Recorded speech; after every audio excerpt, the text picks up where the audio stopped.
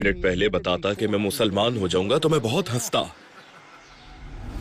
और जब मैंने अपने बेटे को बताया तो उसने मुझसे कहा, डैड, अगर आप एक नजर बाइबल पे डालें और गॉस्पेल पे तो आपको मोहम्मद मिलेंगे। अगर आप यहाँ यहाँ और यहाँ देखें, किताब पे नजर डाली तो अल्फाज मेरे सामने सहजहती अंदाज में उभरते महसूस हुए। अल्फाज जैसे मुझ पे रोशन हो गए।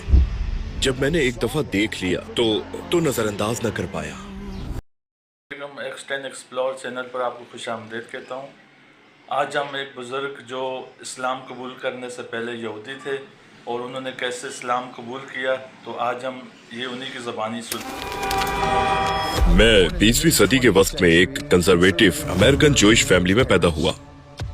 मेरे वालिदैन ने मुझसे कहा, तुम्हारी 13वीं सालगिरह है, हम तुम्हें एक तोहफा देना चाहते हैं। हम चाहते हैं कि तुम इंतखाब करो। तुम अपने दोस्तों के साथ एक बड़ी पार्टी रखना चाहोगे या इसराइल का ट्रिप पसंद करोगे। तो तकरीबन 100 मील के बाद मैंने कहा, मैं उतरना चाहता हूँ। तो उसने कार रोक दी। मैंने दरवाजा खोला और कार से बाहर निकल गया। मेरा हाथ उस दरवाजे के हैंडल में था और उसने कार चला दी।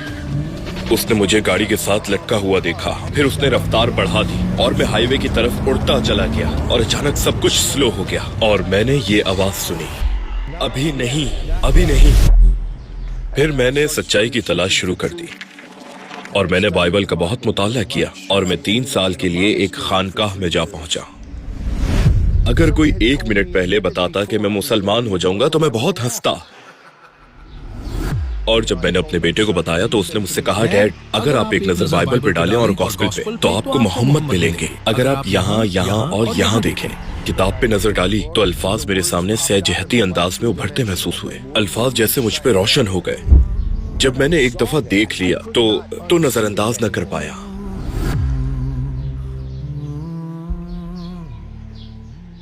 अस्सलाम वालेकुम सनपोर्ट पास भाई, जिनका मुस्लिम नाम अबू मुजाहिद भी है, हमारी दावत कबूल करने का बहुत शुक्रिया। टूवर्ड्स इटर्निटी की तरफ से आपको खुशामदीद।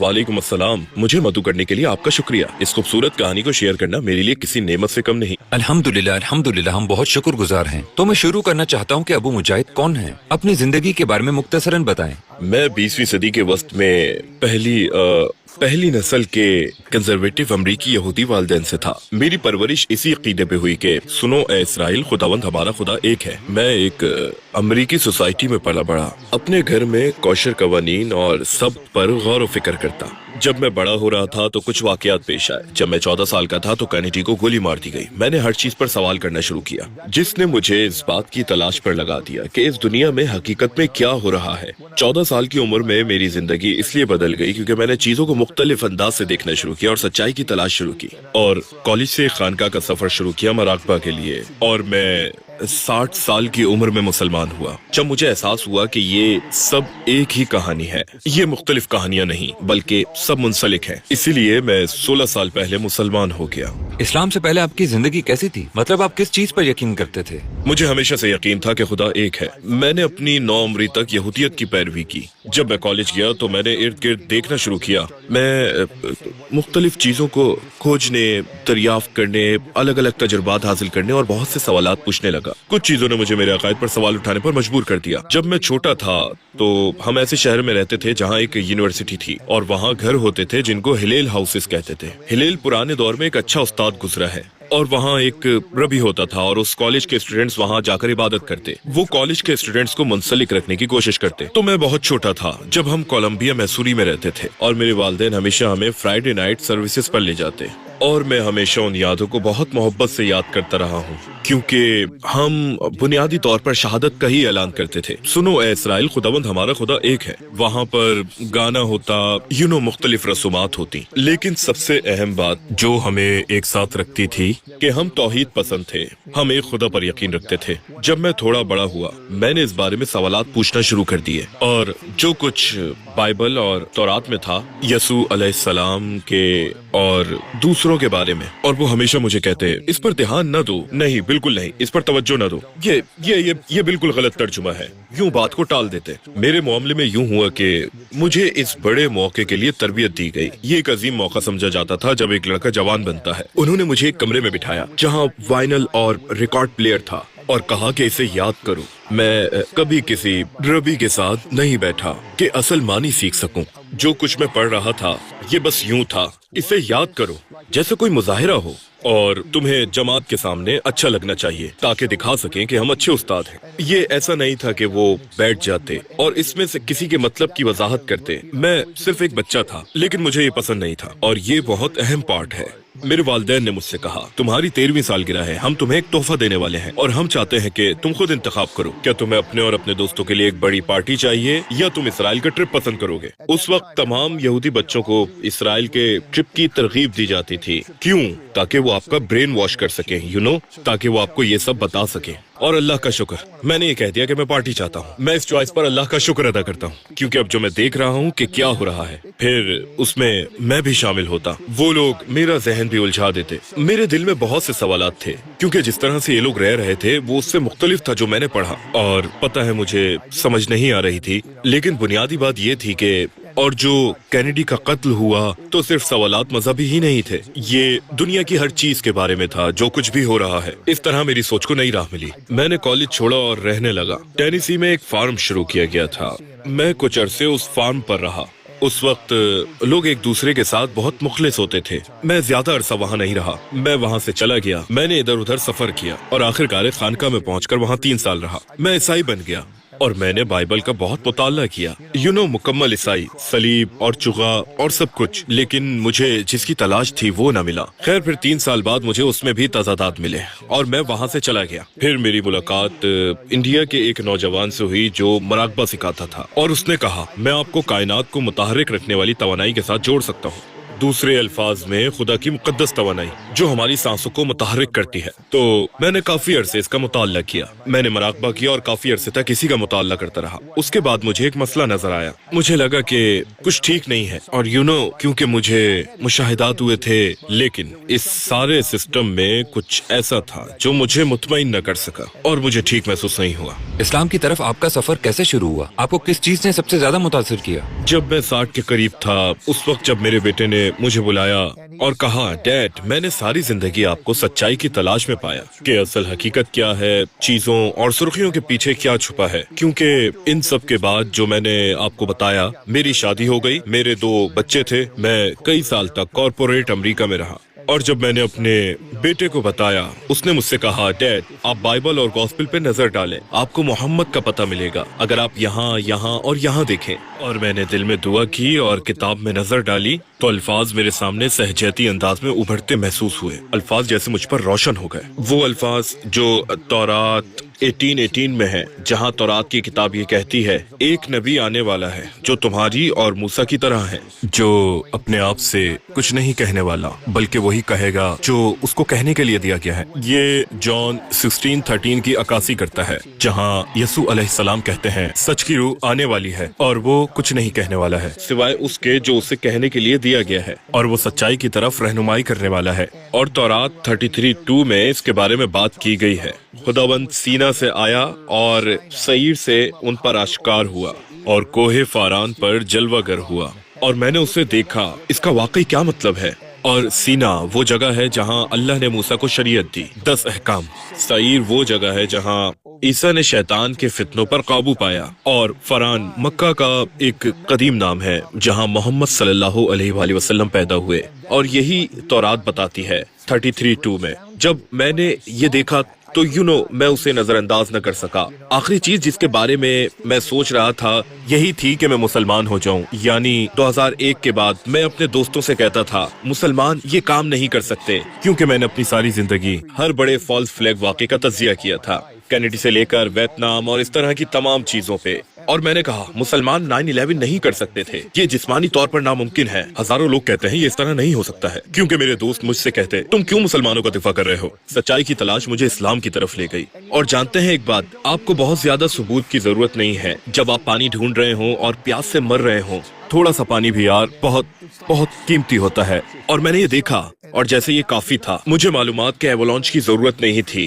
मेरे लिए काफी था। अल्लाह ने मुझे काफी सबूत दे दिए जिसने मुझे मुतमईन किया। क्या ये वो लम्हा था जब आपने महसूस किया कि इस्लाम ही 100% सच्चा है? हाँ, ये वो हिस्सा है जहाँ जब आप पार्किंग लॉट में गाड़ी चलाते हैं, जहाँ नोकदार कीलें होती हैं और वहाँ लिखा होता है अगर गाड़ी को बैक किया तो टायर फट जाएंगे। जब मुझे एहसास हुआ कि मेरे पास इस तरह का तजुर्बा था, तुमने जो मांगा वो मिल गया, अब तुम पीछे नहीं जा सकते। ये ऐसा ही है, ये एक तरफा गली है, वापस मुड़ने पे आपको नुकसान पहुंचेगा। और मतलब मैं किसी मजहब की तलाश नहीं कर रहा था, मैं मजहब तब्दील करने की कोशिश नहीं कर रहा था। अगर कोई 1 मिनट पहले बताता कि मैं मुसलमान हो जाऊंगा तो मैं हंसता, लेकिन अल्लाह ने मुझे सरप्राइज कर दिया। अल्लाह ने मुझे दिखाया, और ये कोई आवाज न थी जो कुछ कह रही हो, बल्कि ये एक मौजूदगी। जब मुझे इस किताब और अल्लाह और मोहम्मद सल्लल्लाहु अलैहि वसल्लम के साथ ये तजुर्बा हुआ, तो जैसे ये इस सब का जवाब था जो मैं 14 साल की उम्र से पूछ रहा था। ये मेरे जहन में बहुत वाज़ेह था कि मेरा जो सवाल था,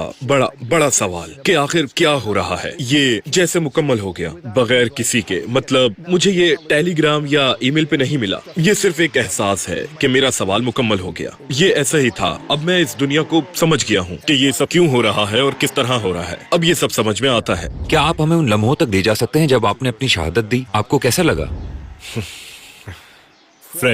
फ्रेश स्टार्टिंग की तरह, जैसे अल्लाह मेरा इस्तकबाल कर रहा था और वो मुझे माफ कर रहा था। और मुझे बताया गया कि जब आप शहादत लेंगे और मुसलमान बन जाएंगे तो आपके सारे गुनाह खत्म हो जाएंगे, आपके सारे गुनाह मुआफ हो जाते हैं, आप ताज़ा इब्तिदा करते हैं। और मैंने बहुत ताज़ा दम महसूस किया, शहादत के वक्त नहीं, जितना मैंने इस हकीकत का तजुर्बा किया कि इस्लाम सच है। कि जब मैंने किताब देखी, मुझे याद है चीजें मेरे पास वापस आ रही हैं। मेरी आंखों से आंसू निकल रहे थे, लेकिन वो मेरे चेहरे पे नहीं बह रहे थे, बल्कि मेरी आंखों से निकलकर परिंदों की तरह उड़ रहे थे। आंसू फूट रहे थे, मैं उन्हें देख सकता था। ये क्या है? इसके साथ ही ऐसा लगा जैसे मेरी पसलियां ये दरवाजे की तरह खुल गई हैं, बालकनी के फ्रेंच दरवाजे की तरह, बिल्कुल इस तरह। और मेरा दिल फट रहा था, लेकिन तकलीफ से नहीं, जोश से। और ये सब बैक वक्त हो रहा था। मुझे एहसास हुआ कि अल्लाह मेरे साथ हर वक्त रहा, मेरी सारी जिंदगी से लेकर उस लम्हे तक रहनुमाई की है।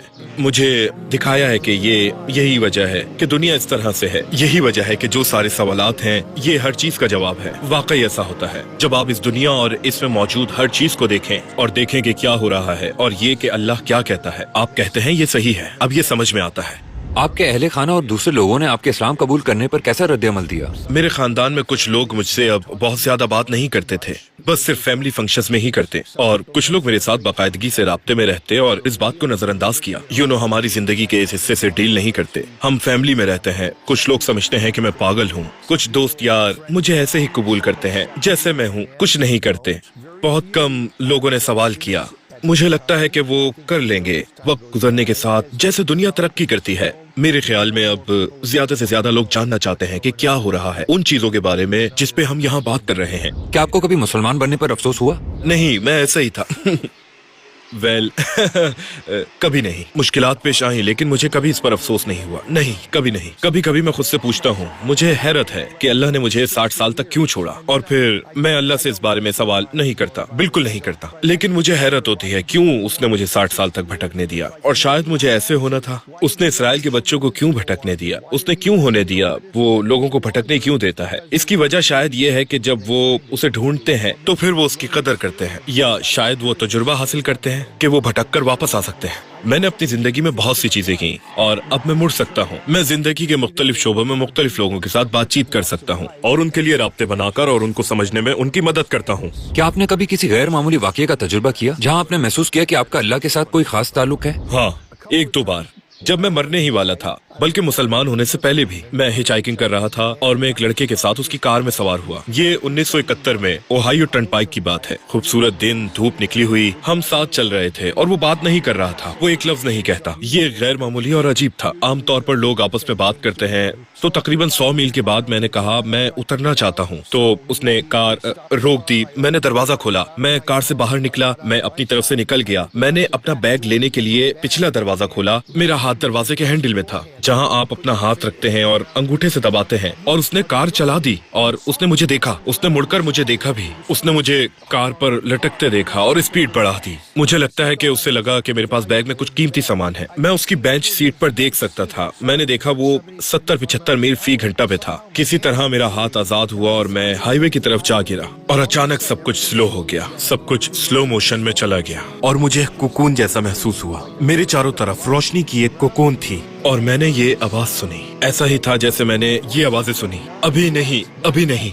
और जब मैं हाईवे के करीब पहुंच रहा था, सब कुछ जैसा कि मैंने कहा स्लो मोशन में था, और मैं मौत के बारे में नहीं सोच रहा था। बहरहाल मैं खड़ा हुआ, मेरे हाथ गर्द आलूद थे, ठोड़ी पर खून था और मेरा अंगूठा पिसा हुआ था, और अगले स्टॉप पर ही टर्नपाइक अस्पताल था। उन्होंने यहाँ मेरी ठोड़ी पर टांके लगाए। मेरी हड्डियां नहीं टूटी थीं, तो मैं चलता रहा, और वो हैरत अंगेज था। अल्लाह ने उस वक्त और एक बार छत पर भी मेरी जान बचाई थी। जब एक और बार मैं फ्लोरिडा में छत पर उसका तखमीना लगा रहा था, एक मदर सीगल एयर कंडीशन के पीछे से निकली और मेरी तरफ आई। मैं पीछे हट रहा था और मैं उस वक्त 12वीं मंजिल पे मौजूद था। मेरा पाँव पीछे गया तो मुझे खला महसूस हुआ। मैं एक 12 मंजिला होटल पे था और मेरे पीछे बहरे ओकियानूस था। ये मियामी बीच था। मुझे अपनी पीठ पे एक बड़ा हाथ महसूस हुआ जिसने मुझे दोबारा इमारत की तरफ धकेल दिया। अल्लाह मेरा गवाह है, मुझे अपनी पीठ के वस्त में एक बड़ा हाथ महसूस हुआ जिसने मुझे इमारत की तरफ पीछे धकेल दिया। क्योंकि मेरा सेंटर ऑफ ग्रेविटी पहले ही खत्म हो चुका था, मुकम्मल खत्म था। मैं पहले ही हिल रहा था। जब मैं वहाँ से पीछे हट रहा था तब ये हुआ। तो 2 बार मेरी जिंदगी बच गई। मैंने अल्लाह को बहुत करीब से महसूस किया जब मुझे एहसास हुआ कि अल्लाह हक है। हाँ, मुसलमान बनने के बाद कोई तजुर्बा, जब किसी दुआ का जवाब मिला या कुछ और जिससे आपको कुर्बत महसूस हुई? मैंने एक मुत्तकी बीवी मांगी थी जो मादियत परस्त ना हो, जिसे मादियत परस्ती की परवाह ना हो मुसलमान बनने के बाद। और मेरी जिंदगी के दौरान, शायद ये 2015 या उससे आगे की बात है, कम्युनिटी के कुछ भाइयों और बहनों ने एक लड़की के साथ मिलवाया और हमारा तारुफ करवाया और उसे सीधा हमारे घर ले आए। हम घर में घूम रहे थे, बाकी लोग जो थे वो किचन में बैठे हुए थे और मैं उसे अपना घर दिखा रहा था। उसने कहा, आपको मुझे कुछ दिखाने की जरूरत नहीं। उसने कहा, मैं मादियत पसंद लड़की नहीं हूँ। और ऐसा लगा जैसे अल्लाह ने कहा, यही है वो। हेलो, तुम यही चाहते थे ना? बहरहाल हमारी शादी हो गई। अल्लाह उसकी कब्र पर रहमत नाजिल करे, वो इंतकाल कर गई है। मैंने अल्लाह से एक मुत्तकी बीवी मांगी और अल्लाह ने मुझे दे दी। और उसने वही अल्फाज कहे जो मैंने अल्लाह से अपनी दुआ में मांगे। मैं एक ऐसी बीवी चाहता हूँ जो मादियत पसंद ना हो। और जब हमारी मुलाकात हुई तो उसने मुझसे वही अल्फाज कहे जैसे, आपको मुझे कुछ दिखाने की जरूरत नहीं, मैं मादियत परस्त नहीं हूँ। मैंने कहा, अच्छा है। जानता हूँ कि ये एक स्पेक्ट्रम है, लेकिन एक यहूदी की जिंदगी का सबसे बड़ा मकसद क्या है? और मैं एक यहूदी घराने में पैदा हुआ था, राइट। मेरा सबसे बड़ा मकसद ये समझना था कि 2 नबी कम थे पूरी कहानी में।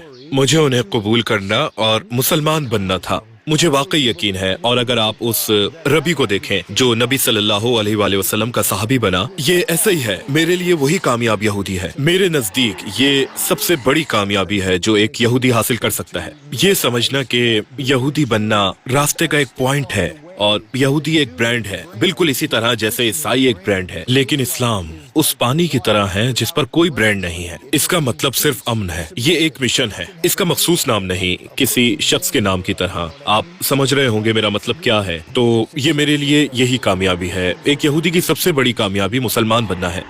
शायद इस तजुर्बे से जो आप अपने आसपास देखते हैं, आप हमें इजराइल और उसकी जहनत के बारे में क्या बता सकते हैं, और वो लोग किस दुनिया में रहते हैं? ये एक स्पेक्ट्रम है जो अल्ट्रा ऑर्थोडॉक्स यहूदियों से शुरू होता है, जो कहते हैं कि इसराइल नहीं होना चाहिए, सऊनियत गलत है, राइट, और उन्हें पागल समझा जाता है।